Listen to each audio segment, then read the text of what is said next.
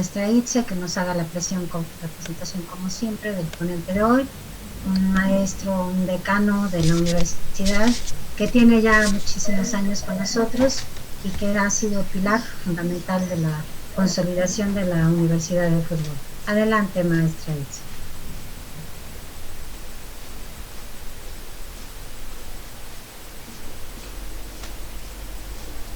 Buenas tardes a todos. El ponente del día de hoy es el maestro Wolfgang Fritzl-Apach.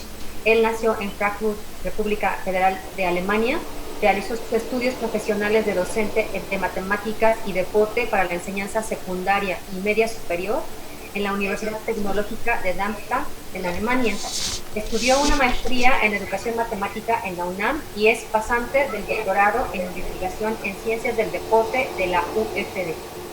El profesor es entrenador de alto rendimiento por la Federación Alemana de Voleibol y preparador físico profesional por la Federación Mexicana de Fútbol. Trabajó como docente en la Escuela para Entrenadores y en la especialidad de Medicina del Deporte de la UNAM, así como en la capacitación de entrenadores de las federaciones de fútbol y voleibol de México. Fue metodólogo deportivo para los equipos representativos de la UNAM y para las selecciones nacionales de deportes de conjunto en la CONADE. Antes de llegar a la UFD, se desempeñó como preparador físico en las fuerzas básicas de Pumas. Actualmente trabaja como docente investigador en la UFD y es decano de la línea de Educación Física y Deporte. Le damos la bienvenida al profesor Wolf. Como comenta la directora, la maestra Yesenia, a favor de abrir sus cámaras, cerrar sus micrófonos y comenzamos con la conferencia. Gracias a todos. Sí, muchas gracias por la introducción. Vamos a entrarle directamente aquí con esta pregunta. De hecho, en esta conferencia va a haber varias preguntas que normalmente hacemos en clase para discutirlo con los alumnos. Aquí no podemos discutir mucho, o si lo hacemos, quizás tardamos una hora más con tanta gente. Sin embargo, bueno, los vamos a contestar entonces en mi parte aquí. Una moneda cargada. Esa moneda, las monedas muchas veces utilizamos para juegos de azar o algo así, y cargada significa que no es normal, que no es simétrica, que cae más de un lado del otro. Entonces nos preguntamos aquí cómo nos podemos dar cuenta que una moneda esté cargada o no.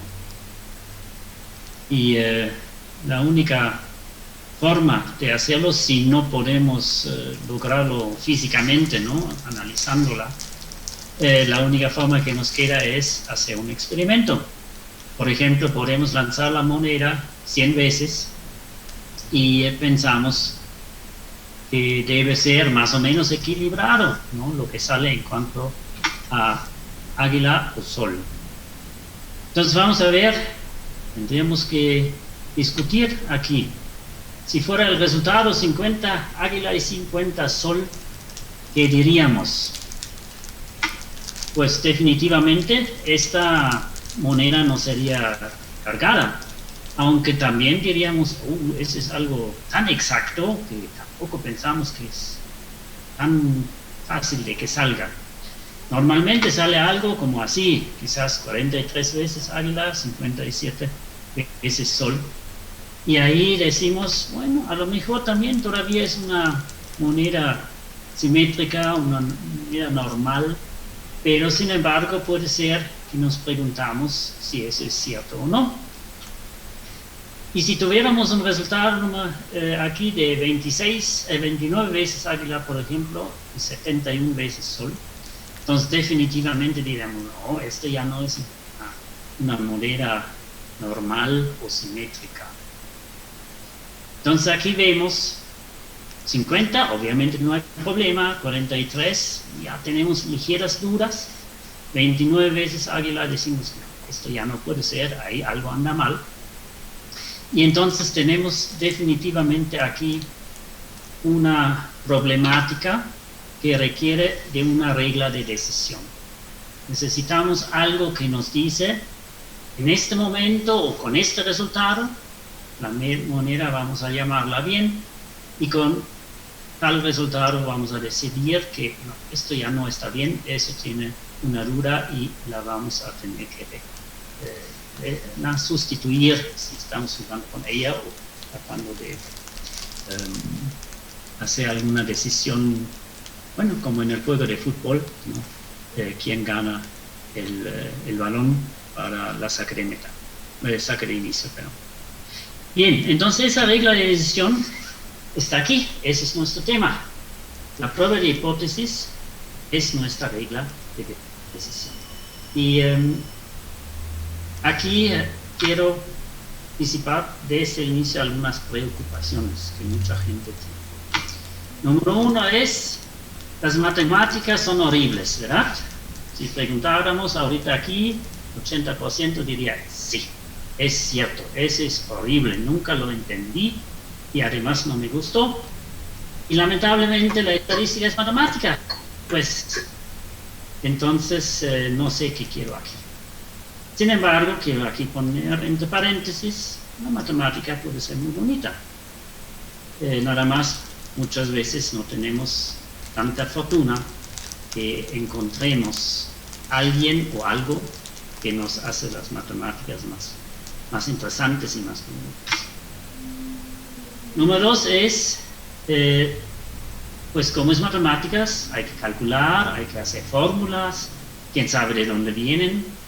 Y aquí en esta conferencia quiero mencionar que hay muy pocas fórmulas. Yo creo que incluso nada más son 2, 3, nada más que aparecen muy pequeñas fórmulas y muy pocos cálculos. Y eso es importante en la estadística, ese es un problema didáctico, ¿sí?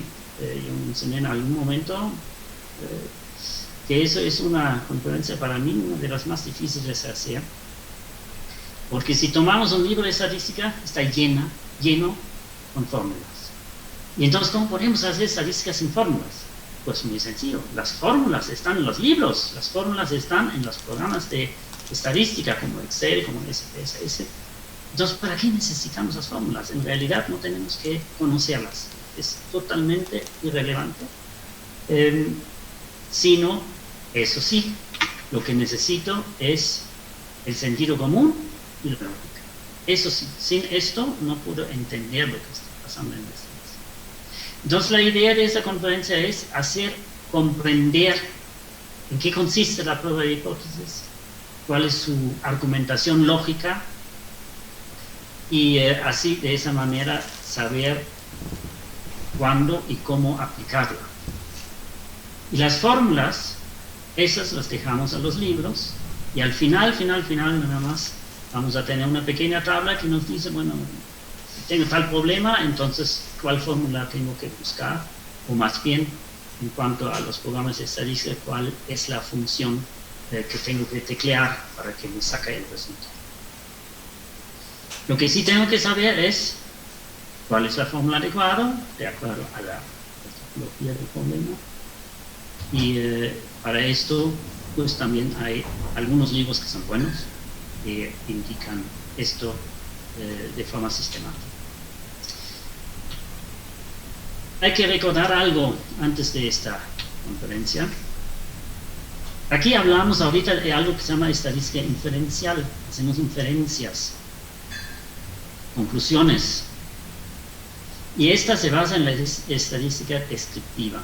Todos ustedes que tuvieron cursos de estadística empiezan siempre con la estadística descriptiva y eso es necesario porque ahí hay o está la base para la estadística inferencial. Si no conozco la descriptiva, que es más sencilla, no puedo realizar la estadística inferencial y eso vamos a ver ahorita claramente en los ejemplos que vemos.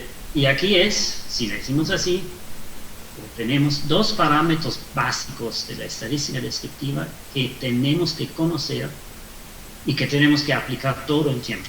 Número uno es lo que llamamos promedio, o más exactamente expresado la media aritmética. Eso nada más entre paréntesis porque hay otras medias también, no solamente una aritmética, también hay una geométrica, por ejemplo, pero eso aquí no importa. Y el promedio, lo que tenemos que saber también no es tanto como pues es la fórmula, y lo chistoso es cuando preguntamos a la gente, a los alumnos, ¿qué es el promedio? Todo el mundo dice correctamente, hay que sumar los datos y dividirlos entre el número de datos. Ah, perfectamente, qué bueno que lo saben.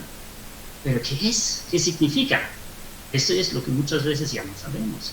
Y ese es el problema de estadística. Si yo no entiendo el significado de alguna fórmula, entonces no me sirve en realidad, y mucho menos si hablamos después de la estadística. Entonces el promedio podemos definir como el centro de gravedad de un grupo de datos, o en palabras de Leporte podemos decir es un número que expresa el rendimiento global de un grupo, no de los extremos, el mejor o el peor de un grupo, sino de la globalidad, la mayoría del grupo. Y este dato normalmente se encuentra más o menos en el centro de todos los datos, ¿no? Por eso es el centro de gravedad. Entonces eso tenemos que conocer. Y número 2, el segundo parámetro que tenemos que conocer es la desviación estándar, o a veces se llama desviación típica. Eso es algo, nuevamente la fórmula no importa, lo que importa es el significado. Es algo que podemos llamar, es algo como un promedio de las distancias de estos datos que tengo, del promedio de estos datos, es decir, del centro, aquí estoy, y qué tan lejos están de este centro hacia los dos lados. Este promedio está entre comillas porque no es exactamente el promedio, es algo muy similar, muy cercano a esto. Y en expresiones del Leporte sería el número que expresa el grado de homogeneidad de un grupo. Entre más grande es esa desviación estándar, más heterogéneo es el grupo, y entre más pequeño es el número, más homogéneo es el grupo, más cercanos son los datos entre sí. Entonces esas dos cosas tenemos que tener en la mente. Si no los conocemos, entonces estamos perdidos para hacer la estadística inferencial. Pero yo creo que eso es lo que todos sabemos, porque con esto empieza cualquier curso de estadística. Pero claro, ¿no? Ya tiene mucho tiempo y ya se nos olvidó. Y para entrar en la cuestión de la prueba de hipótesis, que es la base de la estadística inferencial, el concepto central, el concepto fundamental, tenemos que revisar dos conceptos muy importantes. El número uno es el azar. Y el azar, en realidad, es algo muy interesante, es algo muy filosófico. Y aquí anoté algunas características que son discutibles entre filósofos, entre la gente normal con nuestro sentido común. Entonces vale la pena, de hecho vale la pena entrar en esto un poquito más a fondo. Aquí no lo podemos hacer, pero podemos decir, ¿qué es el azar? Es algo imprevisible, decimos a veces. Es decir, no sabemos qué va a pasar, pero puede ser que es solamente porque no tenemos toda la información para esa predicción. Aquí vemos dos dados que están ahí en la foto arriba, lanzados. Si yo tuviera toda la información exacta de cómo está lanzado, con qué fuerza, con qué efecto se voltea, cómo es la superficie, cómo es la fuerza con la impacta en la superficie, a lo mejor puedo predecir cuál es el número que sale. Entonces, pero es muy complicado, no tenemos esta información y por eso decimos imprevisible, pero hay filósofos que dicen, el mundo es determinista, entonces nada más necesitamos la información completa y ya sabemos qué va a pasar. Entonces ahí está la discusión, ¿es cierto o no es cierto? Otra característica a veces es que decimos es algo que no podemos explicar, ¿sí? No tiene una causa, no sabemos por qué pasó. Por ejemplo, ahorita, ¿no? Se va la luz. No sé por qué se va la luz en este momento. Pero quizás es algo que nada más no tengo suficiente conocimiento para explicar. Entonces ahí también está la discusión. Si es así que el azar significa que algo no tiene causa o simplemente no conozco la causa. Y finalmente tenemos también la visión de la coincidencia. Es decir, dos cosas, ¿no? Uno va por la calle, y de repente cae un ladrillo de la casa y se le cae sobre la cabeza. Entonces es una coincidencia, son dos eventos que sí podemos explicar perfectamente, que tenemos perfectamente controlados, pero coinciden en el tiempo y por eso pasa algo que no nos gusta. Pero quizás es que solo no encontramos la dependencia, ¿no? Nuestro efecto mariposa que uno dice, aquí mueve el dedo y por eso en Nueva Zelanda en algún momento pasa algo que no.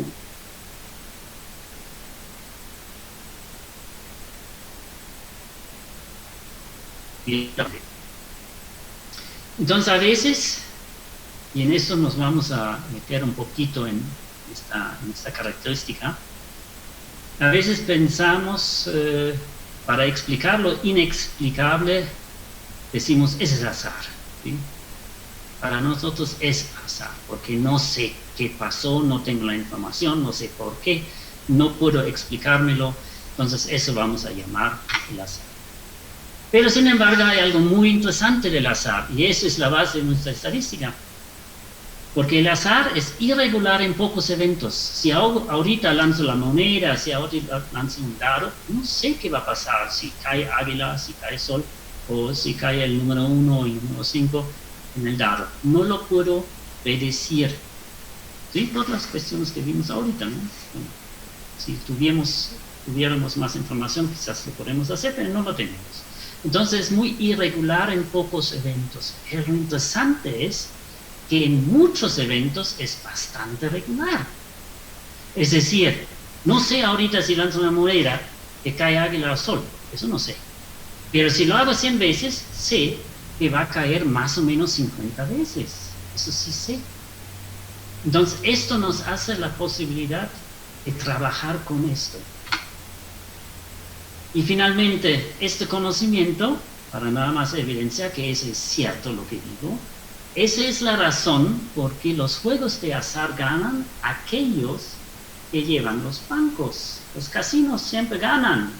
Aunque yo puedo salir aquí hoy, entrar y salgo con $1 millón o dólares, lo que sea, y gano muchísimo dinero. Pero a largo plazo el que gana es el casino.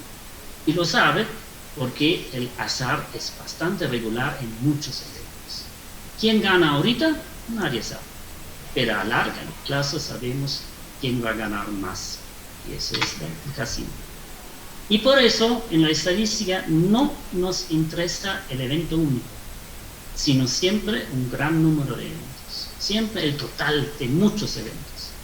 Un solo evento no vamos a analizar estadísticamente. Lo que quiero decir con esto es muy importante. Es una visión del mundo. Yo tengo una visión del mundo que puede ser estadística, es decir, me interesa sacar conclusiones a base de muchos eventos, de muchas repeticiones, de muchos datos, o yo tengo una visión particular, es decir, me interesa el evento único, y eso tiene algo que ver con lo que vimos en la conferencia anterior, con investigación cualitativa, donde quizás hacemos un estudio de un solo caso.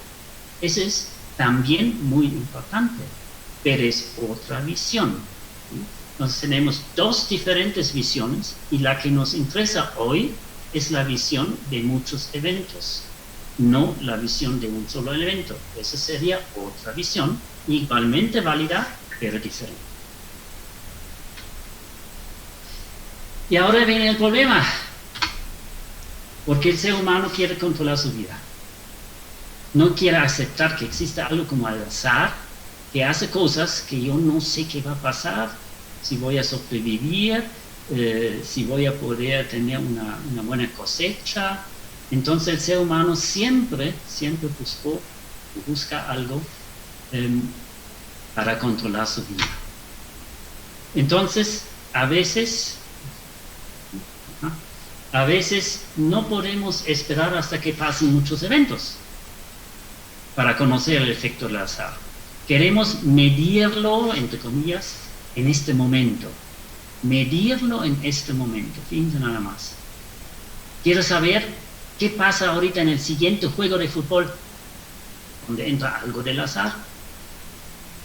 entonces necesito algo para medirlo. Y si hablamos de medir, hablamos de un número. Medir significa asignar un número a algo que quiero medir. Entonces tengo que darle un número a esto, lo que llamamos azar. Y creo que todo el mundo lo conocemos, este número, nada más quizás no sabíamos que está definido así o que lo podemos definir así. Entonces necesitamos un número que asignamos a un evento aleatorio, ¿no? Lanzar un dado o jugar un fútbol, cualquier cosa que no podemos claramente predecir.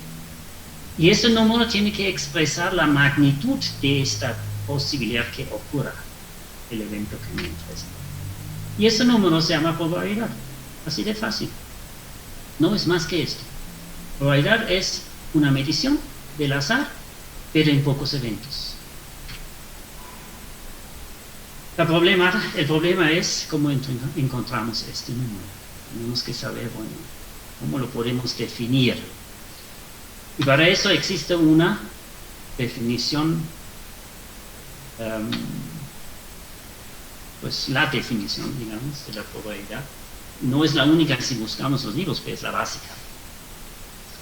La probabilidad P, que es el número, ¿no?, que asignamos, de un evento es su frecuencia relativa en un número infinito de repeticiones. Es decir, si yo lanzo un dado infinitas repeticiones, entonces conozco la frecuencia relativa del número 1, por ejemplo, y esto es lo que llamamos la probabilidad de este evento. Lo malo de esto obviamente es que no podemos hacerlo infinitamente, pero nos podemos acercar. Y por eso, si es la frecuencia relativa significa cuántas veces pasa algo en un total de repeticiones, ¿no? Si yo hago 1.000.000 de veces que lanzo la moneda, entonces 500.000 veces más o menos sale el evento de águila, su frecuencia relativa, entonces es 500.000 entre 1.000.000, que es 0.5 o 50%. Por eso, la probabilidad es un número con esta característica, está entre 0 y 1. No puede ser menos de 0, ni puede ser más de 1, porque no puede haber más águilas que yo lanzo la moneda, ¿no? Es absolutamente imposible. Tiene que estar entre 0 y 1. Y el 0 significa que el evento es imposible. Si tengo una probabilidad de 0, no funciona. Si yo lanzo un dado y quiero sacar un 7 con un solo dado, pues es imposible, ¿no? Entonces es una probabilidad de 0. Y la probabilidad 1, que es el otro extremo, significa el evento es seguro. Entonces lanza el dado y va a salir 1, 2, 3, 4, 5 o 6. Sí, eso es seguro. Esos dos eventos obviamente son los menos interesantes, porque ya los conocemos, no tenemos problema de predecir algo ahí, y son los que son los extremos nada más que tenemos que fijar, pero entre 0 y 1 cualquier valor puede ser posible. Y si tenemos 0.5, significa que el evento tiene la misma posibilidad de suceder como de no suceder, ¿no? Cae águila al lanzar la moneda, bueno, puede ser igualmente posible. Caiga, como no caiga, entonces la probabilidad es 0.5 o 50%. Bien, eso podemos expresar en una fórmula. La primera es una fórmula donde nos ayuda ciertas características de estos eventos que estamos analizando. Si todos los eventos posibles tienen la misma probabilidad de suceder, entonces obviamente la probabilidad es 1 entre n. Esa es nuestra primera fórmula de lo chiquita, ¿sí? Es decir, eso es lógico. Si yo tengo en la moneda dos posibles eventos, águila y sol, y los dos tienen la misma probabilidad, pues entonces un medio es la probabilidad de que caiga águila y un medio es la probabilidad que caiga sol. Si tengo un dado, 6 diferentes lados, pues entonces para que salga el 1, nada más tengo que dividir un evento, es el 1, entre los posibles, que son 6, un sexto. Si yo digo, yo quiero lanzar el dado y tiene que salir el número par, tengo que ver cuántos eventos son a mi favor, ¿no? Lo que me interesan, 2, 4 y 6. ¿Y cuántos eventos puede haber? Pues 6 diferentes, entonces 1, 2, 3. 3 entre 6 es otra vez 1,5. Entonces esa es una fórmula muy bonita, muy sencilla, pero requiere que tengamos seguridad que todos los eventos tienen la misma posibilidad de suceder. Y eso a veces en la realidad es difícil de determinar. Y por cierto, pero nada más, eso se llama a priori. Es decir, esto es una definición donde saco la probabilidad antes de hacer cualquier cosa. No tengo que hacer nada y lo puedo sacar. Y la probabilidad empírica es la posterior, es después de, tengo que haber hecho algo para poder determinar esa probabilidad. Y esa es la que ya hemos mencionado. Si es imposible determinar la probabilidad teóricamente, hay que hacer un gran número de repeticiones.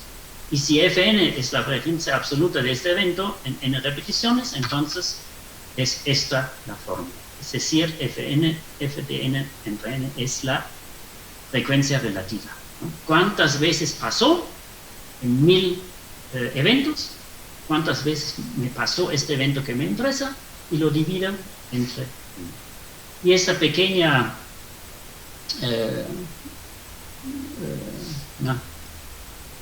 palabra aquí, límite, esa es nada más la expresión matemática, que esto es en infinitos eventos. No en 100, ni en 1000, ni en 1.000.000, sino en infinitos.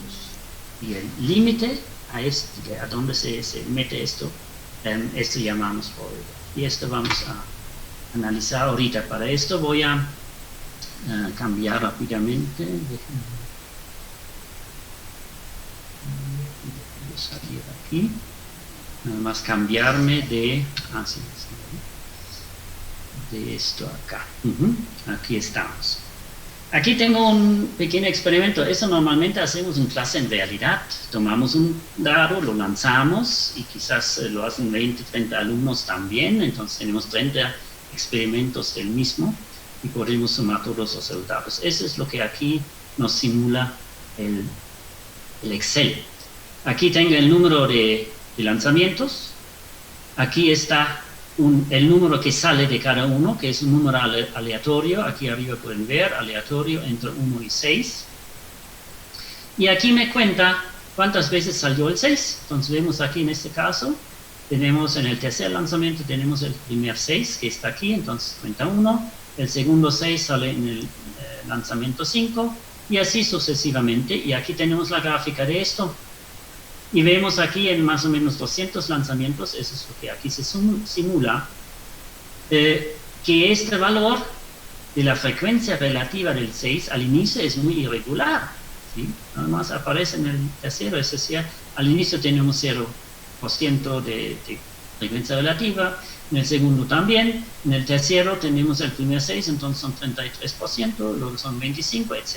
Entonces vemos cómo hace esta curva, esta irregularidad, y de poco a poco se vuelve más y más regular y se acerca a esta línea roja que es un sexto, que es precisamente lo que pensamos que debería de salir.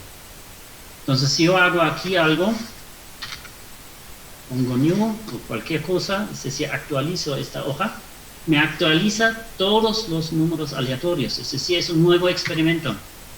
Entonces hago esto y de repente nuestra curva se ve diferente. Porque ahorita vemos aquí, en este caso, los primeros 6 veces, o lanzamientos, perdón, no sale ningún 6, entonces sale aquí, desde muy cerca de 0, empieza a subir, pero también al final de cuentas está muy cerca de esto, y eso puedo hacer ahorita muchas veces. Lo hago una siguiente vez, vemos cómo se ve ahorita, una vez más, y pasa esto. Entonces, esos son los resultados que saldrían si lo hacemos en clase, ¿sí? Que cada uno de los alumnos va a tener una curva diferente, pero todas las curvas finalmente van a acercarse a esta línea roja. Eso es lo chistoso del azar. Increíble, ¿sí? Nunca sabemos qué va a salir, pero en 200 eventos, 200 repeticiones, nos acercamos bastante a este valor. Bien. Ahora tenemos, revisar rápidamente esto, un problema que también hacemos en clase, porque esto nos hace claro Lo del dado, bueno, no es problema, eso sabemos, ¿no? Seis números, todo es simétrico, entonces es claro que tiene que salir. Pero ¿qué pasa con una, bueno, yo le llamo aquí tachuela, chinchetas, encontré chinches, no sé cómo lo llaman, pero lo ven aquí, ¿no? Conocemos todas estas cosas. Esas podemos lanzar, y cuando se caen nada más en una de esas dos opciones. No se van a caer sobre la punta y quedarse ahí. Se van a caer acostado o se van a caer parado.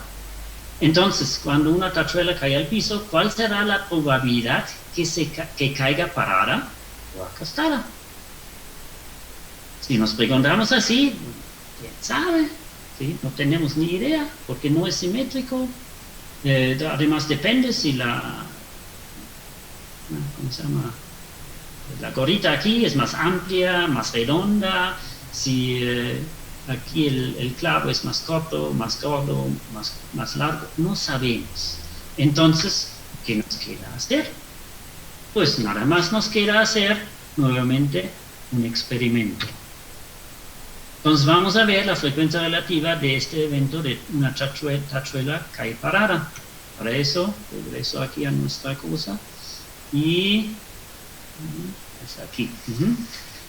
Y vamos a hacer el mismo experimento, es exactamente igual. Aquí incluso nada más son como 150 repeticiones. Aquí hago entonces nuevamente mi simulación. Actualizo y vemos que al final de cuentas la parte final de esa curva se mueve muy poco, aunque al inicio la curva se ve muy diferente. Entonces aquí se mueve esta curva al final siempre entre 60 y 70% más o menos. Y si alguien ve aquí mi truco, los números aleatorios, ¿dónde está? Está aquí. Y vemos esto, entonces así lo he definido.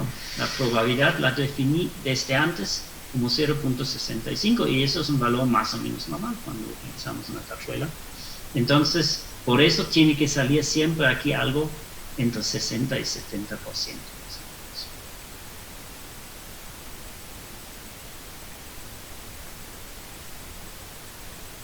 Bien, entonces de esa manera ya nos hemos aclarado la situación de estos dos conceptos fundamentales, el azar y el manejo del azar a través de la probabilidad.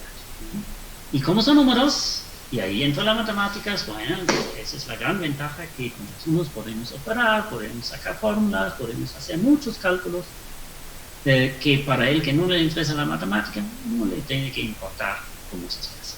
La verdad no es necesario. Pero sí tenemos que saber algo así. ¿Qué significa normal? Así lo llamo ahorita así, esa expresión. ¿Qué es normal? Pues tengo aquí un ejemplo. Los tenistas Juan y Pepe tienen el mismo nivel de rendimiento y juegan 9 veces, 9 juegos. ¿Cuáles serían resultados finales? Normales. Por ejemplo, 5-4 a favor de Juan. ¿Diríamos que es normal?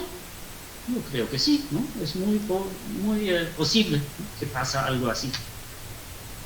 Obviamente alguien tiene que ganar 9 juegos, pero es el resultado más cercano. 6-3 a favor de Pepe. Pues también puede ser, ¿no? Los dos son iguales en su rendimiento, pero uno puede ganar 6 veces o nada más 3 veces, es posible. 6-3 a favor de Juan. Aquí tenemos que aclarar que eso es igualmente posible que el 6-3 a favor de Pepe. Las dos cosas son iguales.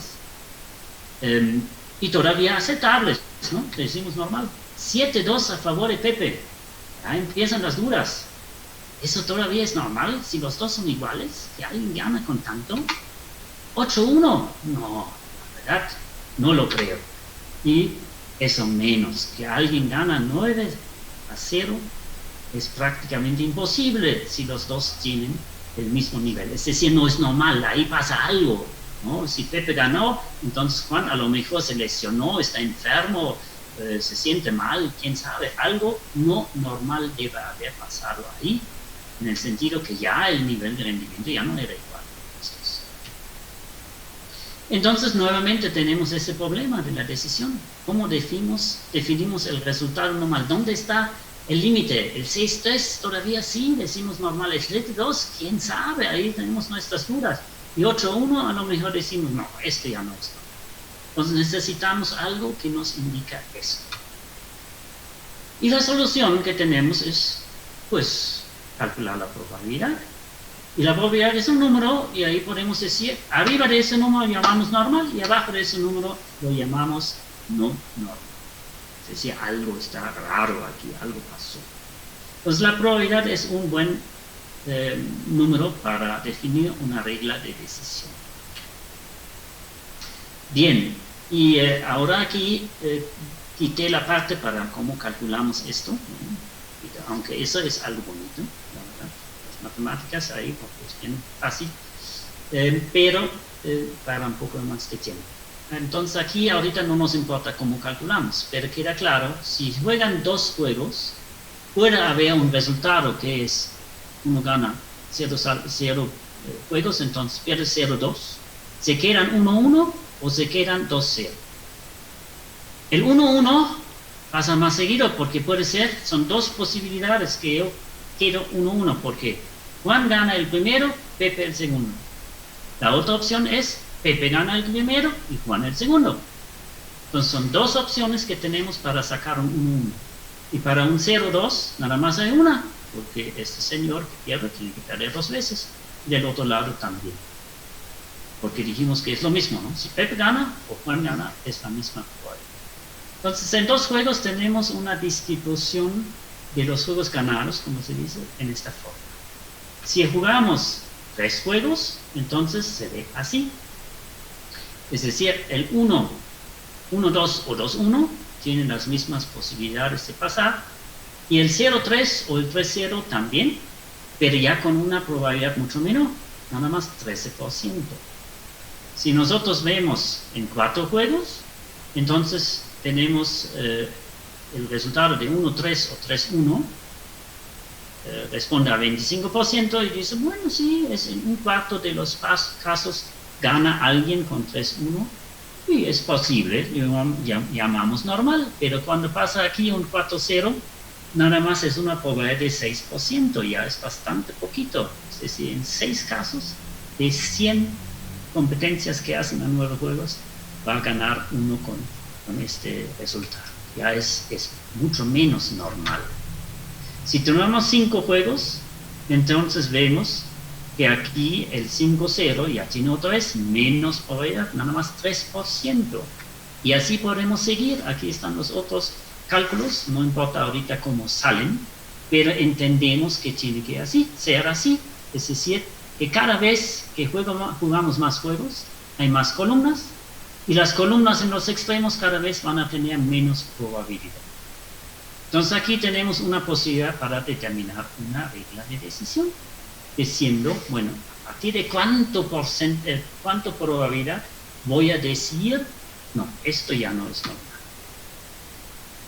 normal. Agrego nada más, esta distribución que tenemos aquí se llama binomial, es una de las distribuciones más bonitas con las que realmente tendríamos que empezar un curso así para entender cómo se sacan probabilidades, cómo se pueden calcular, porque es muy sencillo, aquí nada más tenemos 2 casos, ganar o perder. Por eso es una distribución binomial, de 2 nombres, de 2 formas, de 2 eventos, nada más. Sí o no.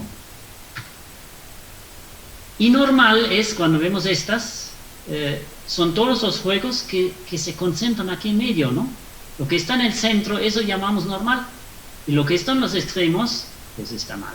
Eso algo es anormal, algo está pasando ahí. Y pues aquí tenemos mucha gente de la salud, conocen eso perfectamente, de normalidad. Cuando tenemos mucho peso, entonces normal, enfermedad o peligro de enfermedad, factores de riesgo o muy bajo también, ¿no? De recién nacidos, por ejemplo, los niños ya vemos perfectamente cuánto peso debe tener un recién nacido para ser sano, en el sentido de estar en un peso normal. Y cuando es anormal, entonces ahí determinamos una regla que tiene que ver con esta probabilidad o esta frecuencia relativa. Entonces, ¿dónde fijamos ahorita este límite? Y eso en la ciencia es muy sencillo, porque todos los investigadores del mundo, imagínense nada más de 200 países en el mundo, ¿y cuántos investigadores tenemos? Tienen un acuerdo. Y este acuerdo es que nuestra regla de decisión es cuando la probabilidad de esto, lo que veo, es menos de 5%. Ahí es donde decimos, esto ya no es normal. 5% es una entre 20. ¿Sí? Un caso entre 20. Y eso para ahorita, para lo que sigue, es el número mágico para nuestra prueba de hipótesis, que es una regla de decisión sobre lo que es normal y no, o con otras palabras, sobre una hipótesis si es correcta o no.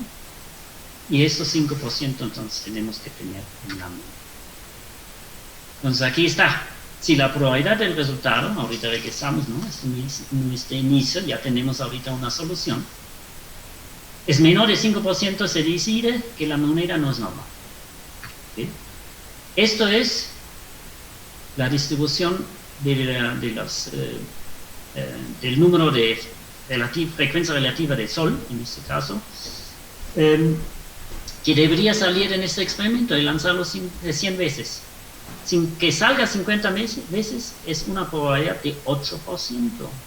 Que salga 49 o 51 veces es la misma probabilidad, un poco menos de 8, y etc. Entonces podemos ahorita tener nuestra regla. Aquí está.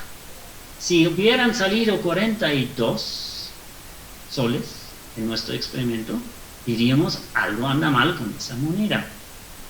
O por otro lado 58, que es la misma posibilidad.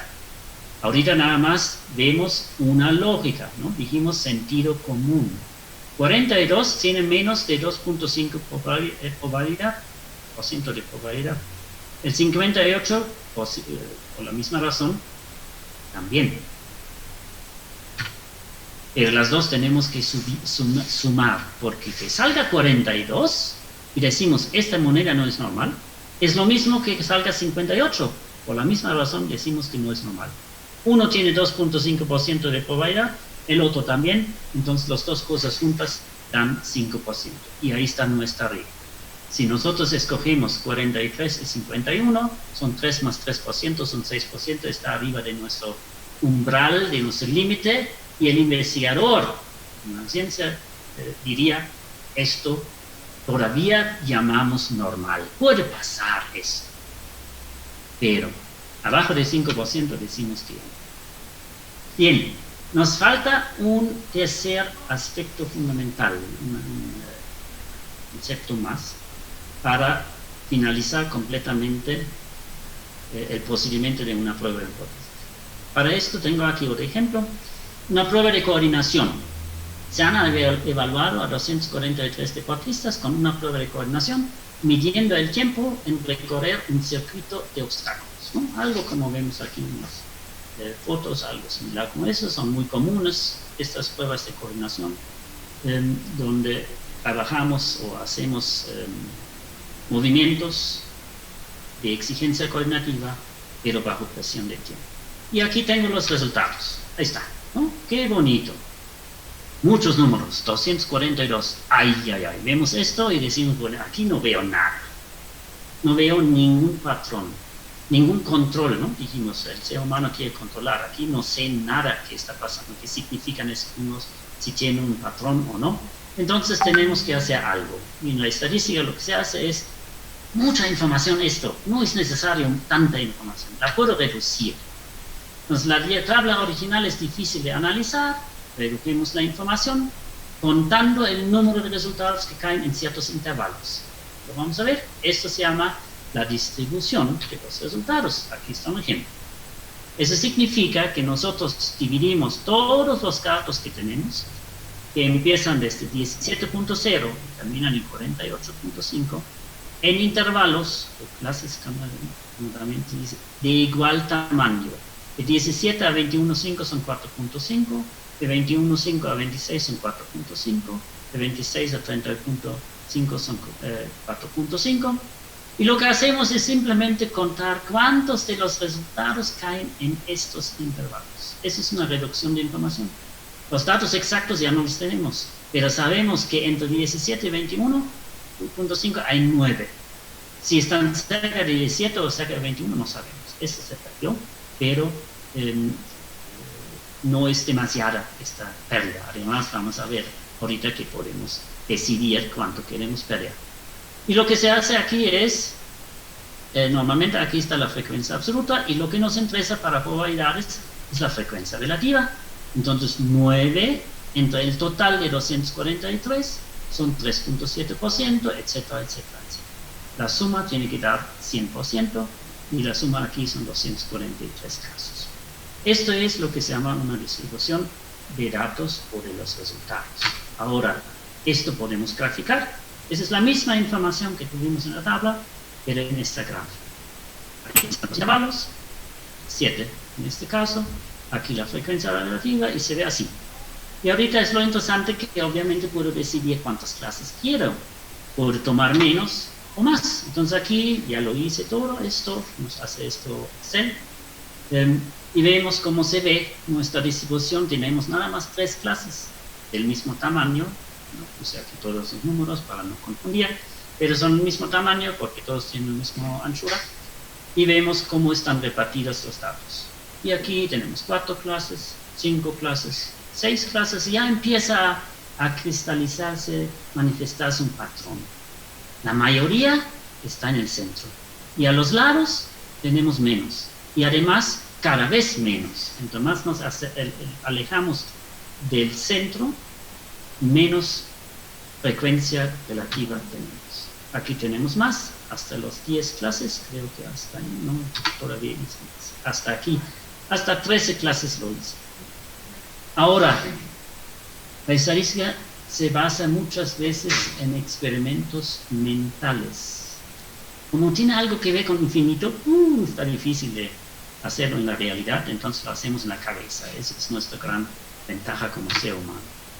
Entonces me pregunto ahorita, aquí tengo 11 clases, 13 clases, ¿y qué pasa si aumento cada vez más este número de intervalos? Si hago cada vez más, entonces obviamente como hay un rango completo de 17 hasta 48.5, si el número aumenta, cada una de esas clases se hace más pequeño, ¿no? Eso es lo que vimos ahorita. La pregunta es, ¿en qué se convertirían los rectángulos, ¿no? Todos estos rectángulos que tenemos aquí, finalmente, es decir, en el infinito, ¿en qué se convierten? Una bonita pregunta a los alumnos en la clase. Y ahí es el experimento mental. Bueno, ¿qué pasa? Cada vez se hace más pequeño. Bueno, al final va a ser una línea, nada más, una línea vertical. ¿Y en qué se convertirían los escalones? Aquí vemos escalones, ¿no? Aquí podemos subir los escalones hasta arriba y luego bajar. Y esos escalones se convierten finalmente en el punto final de esa línea, es decir, en un solo punto. Y si tenemos esto, entonces sale una curva. Ya no sale algo así escalonado, sino al final, en el infinito, eso se convierte en una curva. Y esta es la curva más importante que existe en el mundo de la estadística. Y un señor, Carl Friedrich Gauss, estudió esa curva, también otra gente la estudiaron, pero él las estudió como una distribución de errores de medición, y eso me parece muy importante porque eso tiene que ver con el deporte. En el deporte medimos, y en el deporte nuestras mediciones tienen errores. Entonces, ¿cómo se comportan estos errores en el deporte? Entonces, el resultado de esta curva se llama campana de Gauss, o una distribución normal. Aquí está, así se ve esta cosa. Mucha gente lo ha visto, pero quizás no ha visto de dónde viene. Viene de ahí, que uno dice, esto tiene un promedio, vamos M, y ese es el valor, digamos, real de una medición. Y yo me equivoco siempre un poquito de este valor cuando lo miro. Me equivoco más, pero entre más me alejo de este valor real, que miro aquí un valor muy lejos del valor real, es muy poco probable. que mi error es pequeño, es mucho más probable, por eso la curva se ve así. Y esa curva tiene una característica interesante. Imagínense esto como un mapa, ¿sí? Una calle, una carretera, viendo en el mapa, y vamos ahorita en bicicleta. En esta parte de la curva, bueno, esto no quería que va tan rápido, pero en la primera parte, eso, aquí, nuestro volante de la bicicleta está hacia la izquierda, ¿verdad? Y cuando llego aquí arriba, aquí, de repente mi volante está a la derecha. Entonces, entre aquí donde está la derecha y donde está la izquierda, debe haber un punto donde nuestro volante está exactamente en el centro, el equilibrio, es decir, es un punto de transición, ¿no? Aquí está. Y ahorita viene lo bonito de las matemáticas. Bueno, pienso yo.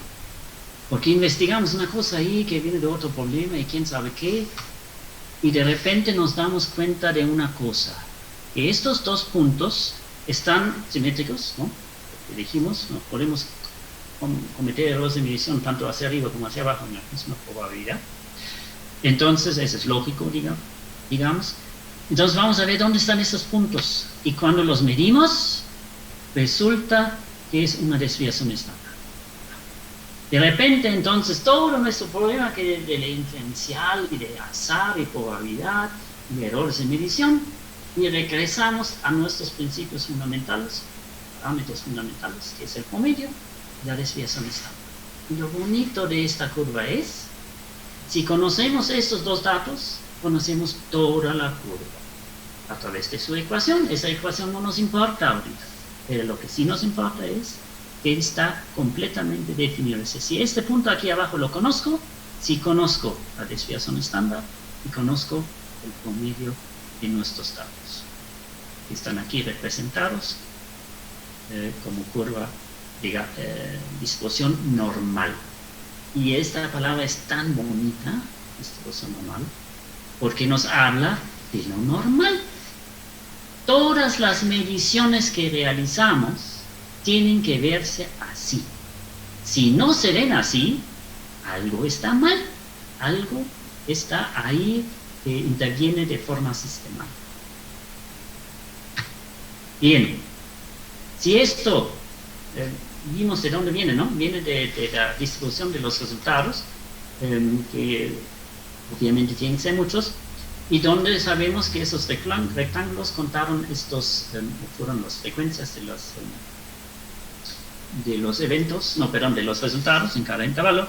Entonces tiene que ser la totalidad, lo que está el área abajo de esta curva, toda esta área aquí abajo de la curva, corresponde a 100%, a todos los resultados posibles de alguna medición con este promedio y de esta desviación estándar. Y como dijimos que todo está conocido con esos dos, también sabemos que en este espacio, entre una desviación estándar a la derecha y izquierda, en este espacio, toda esta área, son prácticamente 2/3. Eso es en todas las distribuciones normales, en todas las mediciones es así, o debe ser así. Y entre paréntesis nada más quiero agregar aquí abajo. Esa es la razón porque en todos los artículos del mundo en la investigación se escriben estas cosas raras. Por ejemplo, la estatura de mi grupo de personas es 1.78 más menos 0.15 metros. Es decir, 1.78 es el promedio y 0.15 es la desviación estándar. Entonces, si me dicen esto, yo conozco todos los puntos de la curva y con eso conozco prácticamente todos los resultados. Los puedo estimar, todos los resultados de la medición que se realizó. Claro que como vimos hace rato, quizás regreso ahí nada más un momento para que veamos, esto es lo real. Se ve más o menos como esta campana, no se ve exactamente igual, pero en esto consiste estadística, en estimar las cosas, ¿no? Y aquí estimamos algo con una curva muy sencilla, muy bonita y fácil de manejar porque nada más tiene dos parámetros y esos son los dos básicos de la descriptiva, es decir, todos sabemos acá un promedio, de una desviación estándar. Y si no lo hacemos, no sabemos, lo hace Excel para nosotros. Bien. Sí, vamos a resumir nada más características de esto, es importante. La distribución normal es simétrica, ¿sí? Con respecto al promedio, ¿no? Yo puedo equivocar hacia arriba, hacia abajo, es la misma probabilidad. Los puntos de inflexión están a la distancia, estos de donde nuestro volante de la bicicleta está recto, en transición entre la curva hacia la izquierda, hacia la curva a la derecha. Estos están a una distancia de una desviación estándar, el área total es igual a 1, el área entre las dos desviaciones estándares del centro es 68, y algo interesante desde el punto de vista matemático. El eje horizontal, esa línea abajo, es una asíntota, es decir, esta curva lamentablemente nunca toca a esta, nunca va a estar en cero. Esto significa que nuestra curva indica que todo es posible, pero ese todo, estos extremos completos, ¿no? Una estatura de 5 metros, pues la probabilidad es tan cerca de cero que nunca lo vamos a encontrar. Bien, y eso es la característica más importante, el significado de nuestra distribución. Esa distribución es teórica y su curva corresponde a una ecuación que depende solo del promedio de desviación estándar, es decir, conociendo estos dos parámetros, se conocen las probabilidades de todos los resultados posibles. Y la distribución de los resultados de cualquier medición se asemeja a la normal. Dijimos, todas las mediciones tendrían que ser así. Cuando hay muchos factores que determinan cada resultado individual. Por ejemplo, la estatura de una persona, ¿de qué depende? De los papás, de su comida, de su actividad física como niño, de su, no sé, densidad ósea, etcétera, etcétera. Hay millones de cosas que determinan o que influyen en una estatura de una persona. Y lo importante es que ninguno de esos factores es predominante. Esto significa normalidad. ¿Sí? Que en unos es la nutrición, en otros son los papás, en otros es la actividad física que realizan. Entonces, ninguno de esos factores es predominante si no se distribuye al azar, equilibradamente por todos nuestros sujetos. En este momento, todas las mediciones que hacemos, cuando se basan en esas dos características, tienen que salir como una distribución. Bien, aquí tenemos ejemplos que la distribución normal no siempre se ve igual, ¿no? Depende. Aquí puede variar la escala aquí abajo, ¿no? El promedio y la distancia de la desviación estándar, y eso hace que la curva o está más cerrada, una desviación estándar más pequeña, ¿no? El grupo es más homogéneo, y eso hace, como la curva es 1, el área es 1, que la curva va un poquito más hacia arriba, o puede verse como esta, ¿no? Más aplanado, es decir, es un grupo más heterogéneo, y eso significa que la curva se abre más, pero está un poquito más baja. Entonces vemos aquí, todo depende nada más de esos dos parámetros. Bien. Entonces, para nuestra regla de decisión, si sabemos que nuestros resultados siguen a una distribución normal, como debería ser, entonces tenemos aquí dos líneas fundamentales. Una línea aquí, que indica de aquí para allá son 5% del área, de aquí para allá es el resto, 95%. El otro lado igual. La otra línea es 2.5%, donde el área de aquí hacia allá es nada más 2.5 de todos los posibles resultados. De este lado también, porque esa es nuestra regla de decisión. Si nos interesa nada más este lado, entonces tomamos esta línea de 5%. Si nos interesan los dos lados, tomamos estas líneas de 2.5, como hace rato en la moneda, donde sabemos que las dos cosas pueden pasar y tienen la misma probabilidad, entonces hay que sumarlos. Esto entonces, la estadística se llama áreas de rechazo de lo normal. Normalidad es todo en el centro.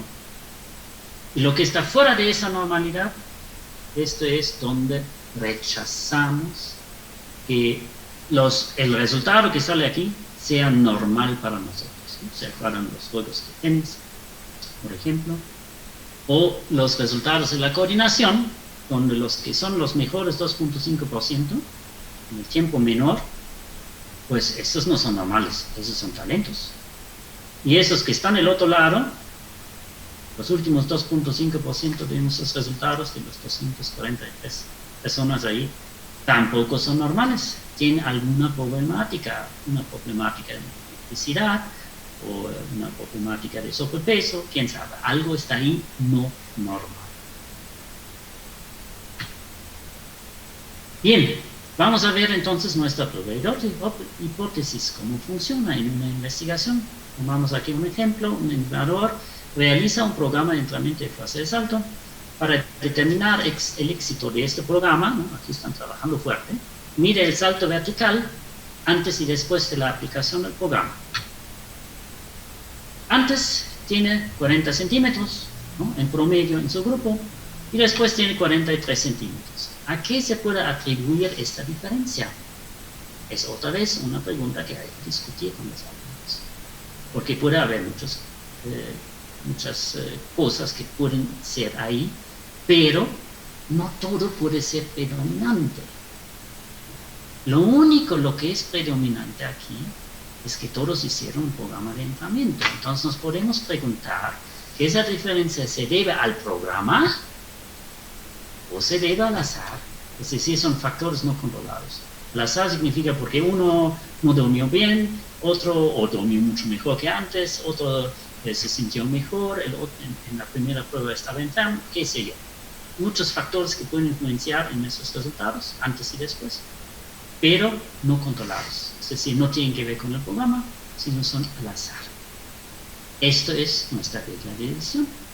Que tenemos que decir ahorita, bueno, si fuera 5% de probabilidad, nada más, o menos que esto, de que esto pase, pues entonces no creemos, no pensamos que es el azar, sino que es el programa. Esto es nuestra prueba de hipótesis. Hacemos este experimento mental para aclararnos esta situación.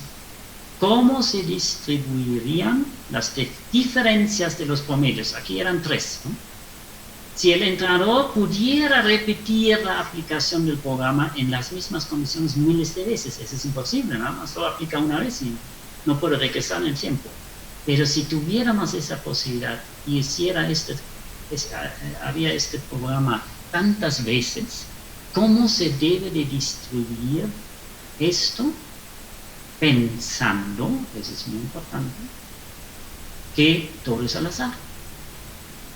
Entonces, la respuesta es sencilla. Tiene que ser esto. Hay miles de factores que determinan estos 43, ¿no? El después. Que pueden ser mejor, pueden ser peor. Si es al azar, tiene que ser así, que la diferencia tiene que ser cero, ¿no?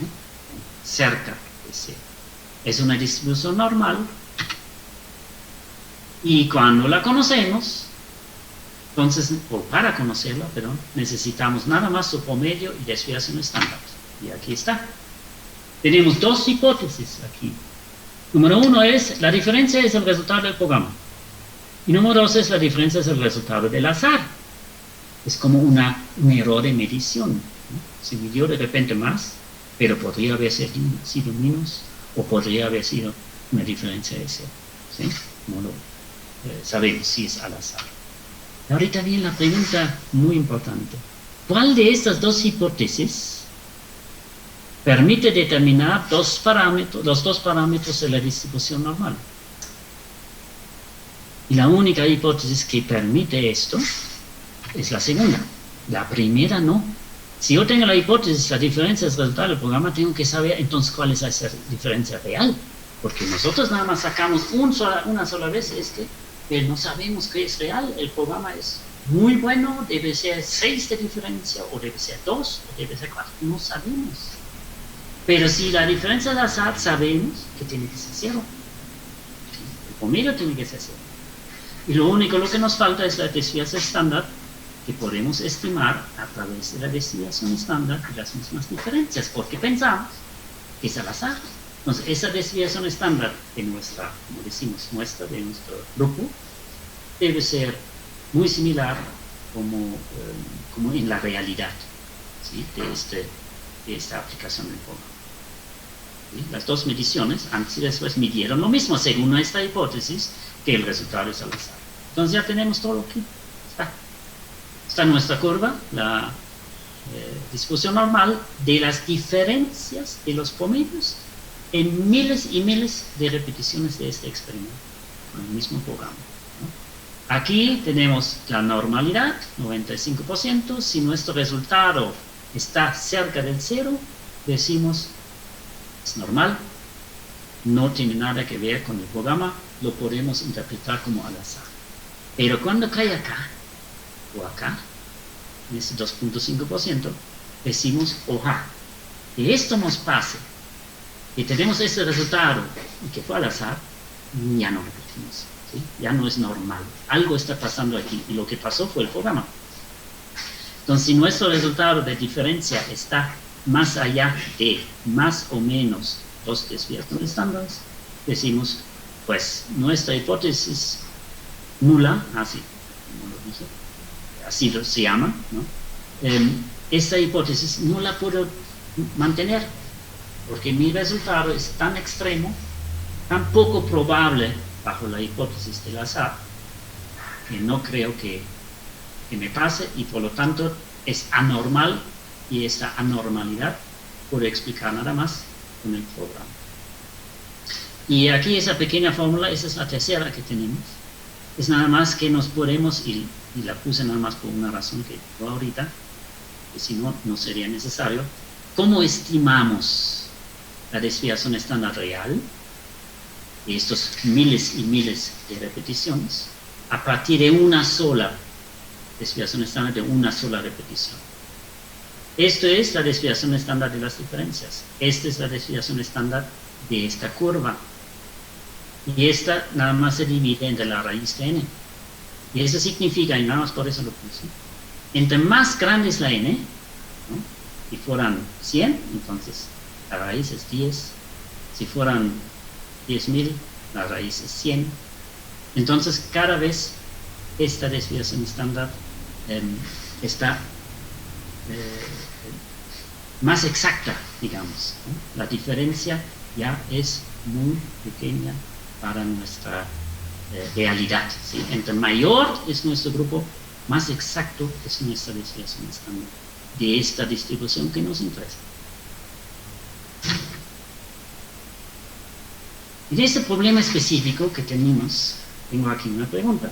¿Sería explicable si la diferencia fuera significativa, es decir, fuera de en los extremos, pero negativa, es decir, es una gran diferencia, pero empeoraron? ¿Eso podríamos explicar si fuera esto? Entonces, yo creo en este caso que no. Un programa de entrenamiento empeora realmente el rendimiento de la gente. Eso no podemos creer. Y esto nos hace una ventaja. En realidad nos interesa nada más la parte derecha.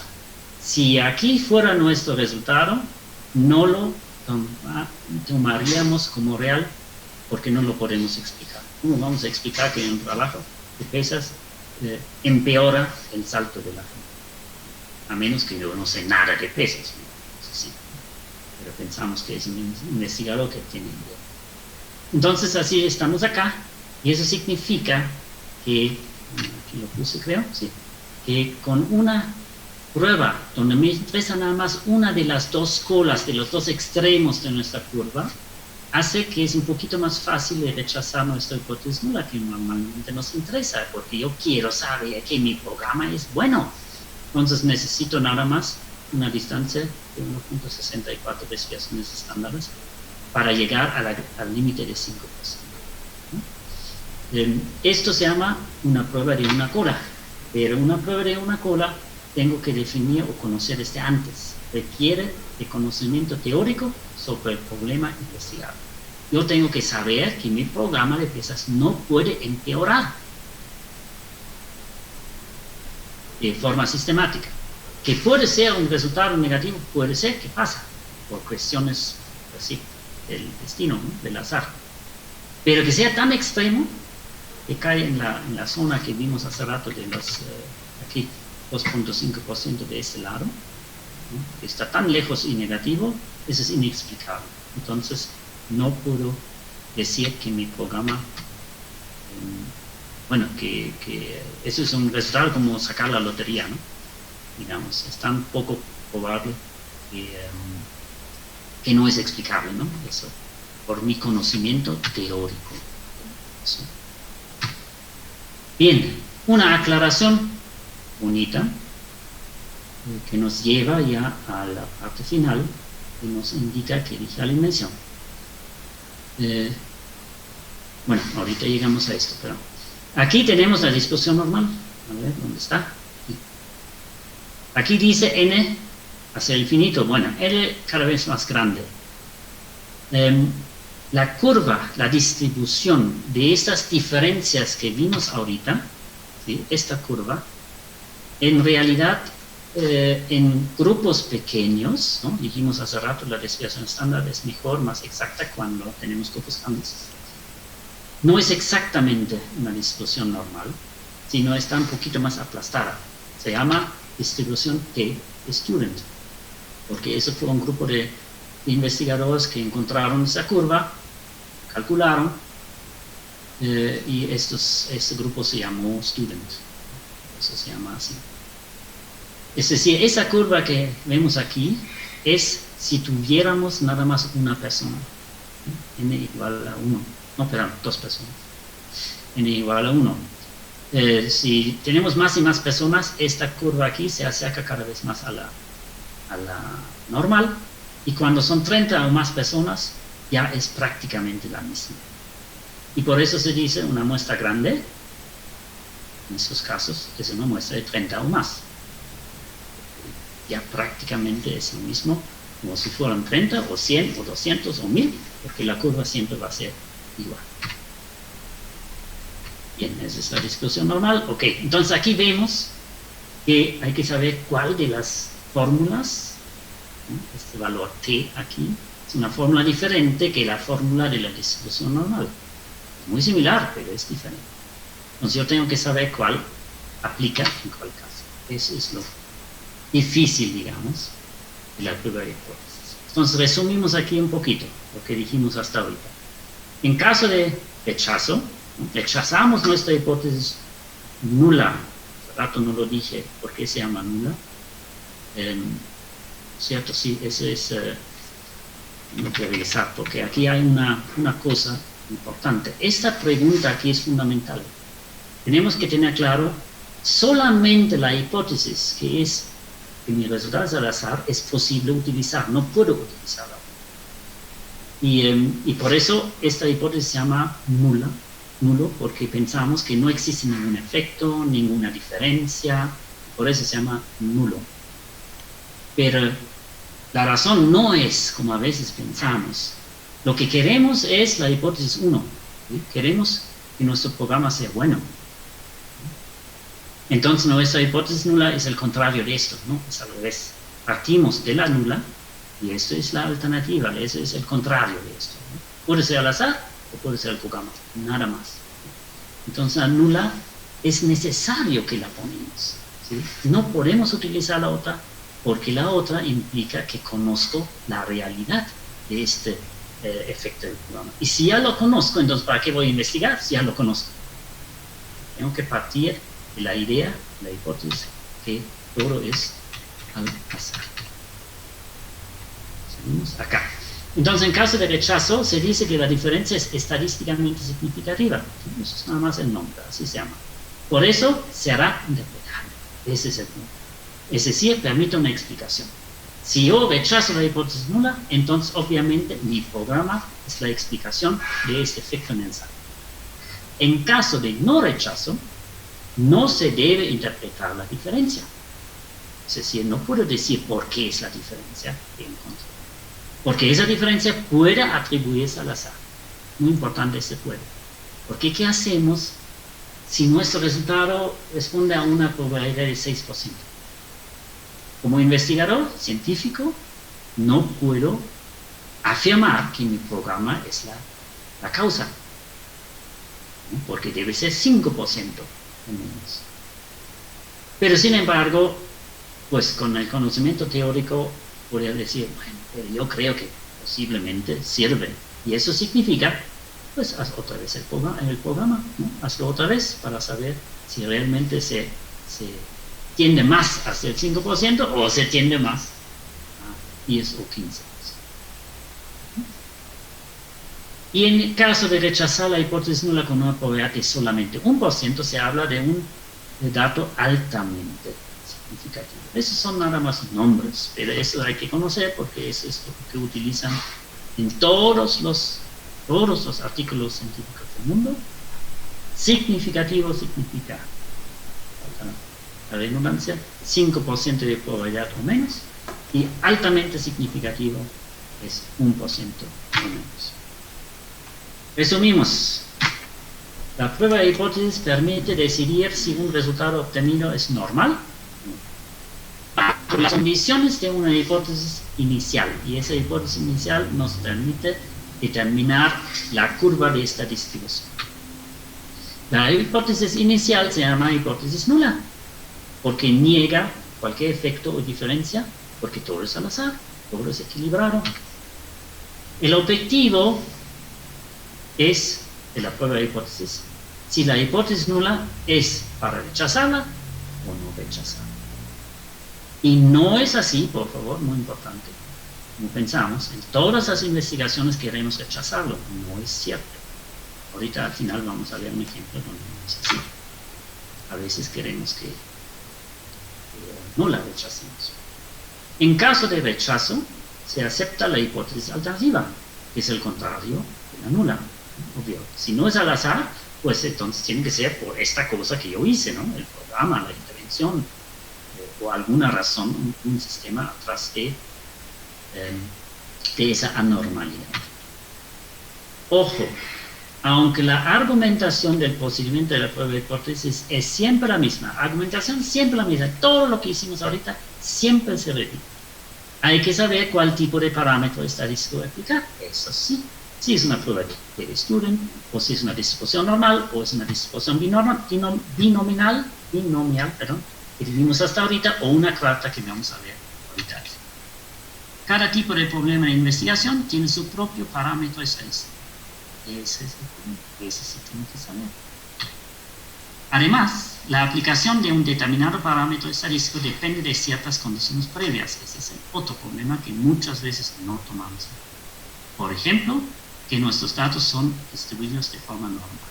Porque si no lo son, no puedo utilizar cierto tipo de distribución, ¿no? Por ejemplo, que se ve simétrica. A lo mejor no puedo utilizar una así, sino tengo que utilizar.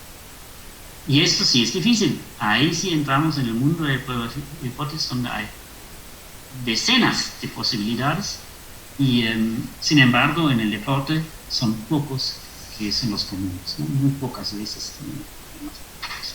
Último ejemplo para ver esto rápido: fútbol y el azar. Muy interesante el tema, ¿no? Podemos platicar miles de veces qué tanto influye el fútbol en el azar. Lo reducimos a un problema aquí. El momento de que se marca un gol en el juego de fútbol es aleatorio, ¿no? Es decir, que eso es nada más al azar. Si cae un gol en los primeros 10 minutos, o 15 minutos, o cae al minuto 38, o cae al final del juego, ¿es al azar o no?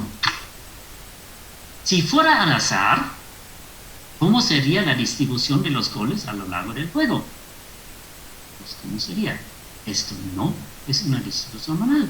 No es que alrededor del medio tiempo caen más goles, y entre más nos sacamos al inicio y al final del juego, sería menos probable que caigan. No. Sino si eso es al azar, significa que al inicio, al medio y al final es el mismo porcentaje de goles que caen. Es decir, es una distribución uniforme, como se dice, igual. Entonces, formulamos una hipótesis nula, es decir, a base del azar. En cada intervalo de 15 minutos de juego se marca el mismo número de goles. Es decir, los goles siguen una distribución uniforme. No es una distribución normal. En cada intervalo de 15 minutos de juego marcan el mismo número de goles. Si es así, es al azar. Si no es así, pues entonces algo anormal está ahí y hay que empezar a investigar qué está atrás de esto. Entonces aquí las hipótesis serían nulo. El número de goles marcados en cada intervalo de 15 minutos de juego es igual. Y la alternativa es, hay una diferencia entre los números de goles marcados en los intervalos de 15 minutos. Esa es la lógica. Y creo que sí. Aquí vamos ahorita a regresar a nuestra tablita, porque aquí tengo algunos datos reales. Reales. Interesante. Aquí están los goles, y esto es real, no es inventado, de la temporada 2019-2020, incluyendo entonces los juegos fantasma, sin espectadores, de la Bundesliga. Son todos los juegos, todos los goles observados en intervalos de 15 minutos. Y aquí hay un cálculo, una fórmula que corresponde a un parámetro estadístico que se llama chi cuadrada. ¿Cómo es la fórmula? Ahorita no importa. Lo que importa es que sepamos, es decir, que en Excel se utiliza prueba.chi de los valores que nos interesan y que nos saca aquí la probabilidad de este resultado bajo la hipótesis nula que estos valores son uniformes. Si vemos aquí la gráfica, vemos que eso no es uniforme, pero más o menos, ¿no? ¿Quién sabe qué tanto está diferencia? Aquí está 0.1%. Es decir, esto es sistemático. Aquí es algo anormal. Y hay que pensar que es anormal. Ahorita vamos a ver. La Liga MX, en los goles que hicieron en la última apertura, son reales estos valores. Tienen un porcentaje de 11%. Esto aquí, aunque también no se ve uniforme, sin embargo la diferencia aquí no es tan grande para decir, pues eso puede ser al azar. Puede ser, pero son 11%. Y el último tengo aquí la de España. Y esos tienen 2%. Nuevamente aquí tendríamos que decir, eso es interpretable. Y ahorita empieza lo interesante. Siempre cuando algo no es normal, empieza la investigación.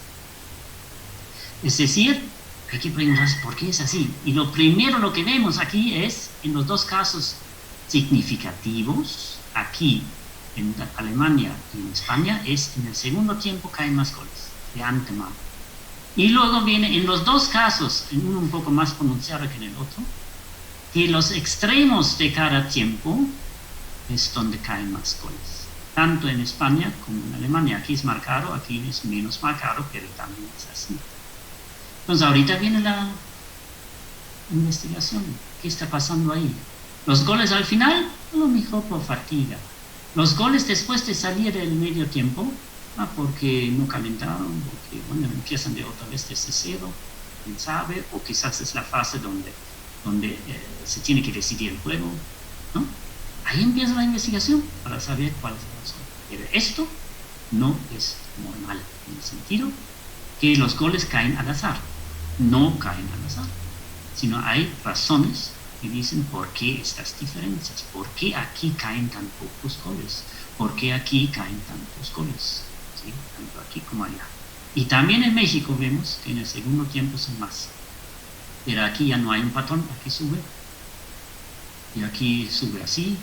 Entonces ahí en el fútbol mexicano quizás entra un poquito más el ¿cómo se llama? Azar. Para saberlo hay que investigar. Acá tenemos, aquí está, resumimos todo lo que dijimos. Esto es la prueba de hipótesis, los pasos. Formulamos una hipótesis nula, que dice todo es al azar, no hay efecto, no hay diferencia. Y su contrario, que es la hipótesis alternativa, es el contrario de esto. No es al azar, sino es por sistema, por algo que está pasando ahí. Precisamente lo que yo quiero investigar. Número 2 es decidir el nivel de significancia. Eso dijimos siempre 5%. En el deporte siempre 5%. En la medicina a veces tiene que ser más pequeña. que no debemos equivocar. En medicamentos peligrosos, en cuestiones como ahorita, coronavirus, necesitamos más seguridad. A ver, en el reporte no hay problema, no se trata de cuidar. Hay que determinar condiciones previas de los datos, ahorita vemos por qué, ¿no? Cómo son los datos, distribuidos normalmente, o uniformemente, o irregular. Y luego buscamos la fórmula del parámetro estadístico que responda al tipo de problema a resolver. Fíjese en los libros. Eso está en todos los libros. Dice, tal problema utiliza tal parámetro. Calcular el valor del parámetro, eso es Excel o SPSS. Cuando vimos ahorita, Chiquarara, Excel nos arroja directamente la probabilidad. No tenemos que hacer nada, ni tenemos que saber cómo es la fórmula. Y determinar la probabilidad del resultado bajo la hipótesis nula, y así podemos decidir si rechazamos o no. Si es menos que 5% de esa probabilidad, rechazamos. Si es más que 5%, no la rechazamos. Y así podemos interpretar el resultado. Si se rechazó, entonces la razón es, bueno, el programa de entrenamiento, mi intervención que hice, o el sistema que está atrás de la diferencia que yo sé desde la teoría. Y si no rechazo, no puedo interpretar. Solamente puedo hacer suposiciones, ¿no? Dependiendo del valor real. Si está cerca del 5%, decimos, bueno, sí puede ser, pero científicamente no está comprobado si tiene más de 5%. Sí, y aquí está esta tablita, que no se encuentra tan bonita en todos los libros, pero debería estar ahí, que nos dice, por ejemplo, si yo tengo una escala nominal, es decir, nada más tengo categorías en mi medición, entonces tengo ciertos tipos de pruebas. Aquí está la Chiquarara. Para muestras dependientes, eso es, por ejemplo, medir antes y después. Por ejemplo, antes, ¿cuánta gente dijeron que amamos de AMLO, ¿no? Antes de la presidencia. Y ahorita después vamos a ver cuánta gente todavía lo aman o no lo aman. Es decir, nominal, ¿sí? ¿No? Y podemos hacer una prueba que se llama McNemar, o una prueba de signos. Si son muestras independientes, es decir, dos diferentes grupos, los rurales contra los ciudades, bueno, entonces utilizamos Chiquarara, etcétera, etcétera. No tenemos que entrar en esto. Todos tienen su nombre y en todos los libros se encuentran la fórmula de cada uno de estos. Lo que yo tengo que saber es qué es mi escala, mi estatus. En el deporte normalmente es intervalica. Y si la distribución de nuestros datos es una distribución normal, es decir, tiene promedio de desviación estándar y define toda la distribución, o no. Eso se llama no paramétrica, es decir, los dos parámetros no son suficientes para determinar la distribución completa de mis datos. Es decir, si es asimétrica o tiene dos lomos, volumas, ¿no? Eso sería donde no puedo utilizar la paramétrica, es decir, ninguno de estos, sino tengo que utilizarlo. Para ajuste a cualquier distribución, lo que vimos al final, siempre es la Chiquarara, ¿no? Para cualquier distribución, quiere saber que mis datos siguen a una cierta distribución, una distribución Poisson, una distribución de los miles que hay, uniforme, ahorita, o también una distribución normal, puedo utilizar esto. Y para saber si siguen a la distribución normal, lo más común es una prueba que se llama Kolmogorov-Smirnov. Eso es nada más, bueno, ahorita no importa, no tenemos que entender nada aquí, nada más tenemos que saber, dependiendo del problema que tengo, es decir, tengo muestras dependientes, eso significa antes y después, o tengo muestras independientes, es decir, comparo dos grupos, o comparo varias veces el mismo grupo, más de dos muestras, o comparo varios grupos, más de dos entre sí, tengo que utilizar cualquiera de estos. Y cualquiera de estos está en los programas Excel o de SPSS. Literatura, aquí nada más puse 3. Yo la verdad busqué hoy en la tarde en nuestra biblioteca virtual, no existe ni un solo libro de estadística en el deporte. Eso es grave. Bueno, no por la biblioteca, sino el problema es que nadie en español quiere escribir esto. Y es importante, porque hay millones de libros de estadística, pero de administración, de diferentes áreas, sociología, y lo más cercano al deporte es la psicología de la educación. Entonces, ese libro es el único que encontré que habla bien de la prueba de hipótesis, de las diferentes opciones, fórmulas, ¿no?, que tengo, y que es muy cercano a los problemas de la ciencia del deporte. Y luego existe ese libro que parece muy bien en cuanto a biología, cuestiones de las ciencias de la salud. Es muy completo y también habla muy bien de pruebas de hipótesis. Ese también se puede utilizar. Eso está en la biblioteca física. Y ese libro también. Ese es el único en español que habla de métodos de investigación en actividad física, al que tenemos acceso. Realmente toma ejemplos del deporte y no de otras cosas. Y por eso es muy importante. Esto vamos a ver en la próxima conferencia, donde hablamos de experimentos, donde vemos toda la problemática del deporte, que es muy particular y que no podemos resolver hablando de administración o hablando de sociología u otras áreas. Lo más cercano, repito, es la psicología. Bueno, la psicología. Fabián. Bien. Algunos de ustedes, Febo. muchas gracias por su atención. Febo. Y los que se durmieron, pues no les puedo agradecer por la atención. Entonces, a ellos que pusieron Fabián. atención también leen esto. Muchas gracias por no dormirse. Entonces, por preguntas, bueno, no sé, realmente no digo. Olvido ver si existen preguntas en el chat, pero no, son 102 personas y ninguna pregunta. Eso estadísticamente es grave. Es que creo que está deshabilitado el chat. Bueno, ok, no, bueno, eso es Te estoy gritando. probabilidad cero, la frecuencia Ya no relativa. quiero parar. No sé qué pasó. Casi no pasa. No sé ahí qué pasó, pero por supuesto que abrimos el espacio por si alguien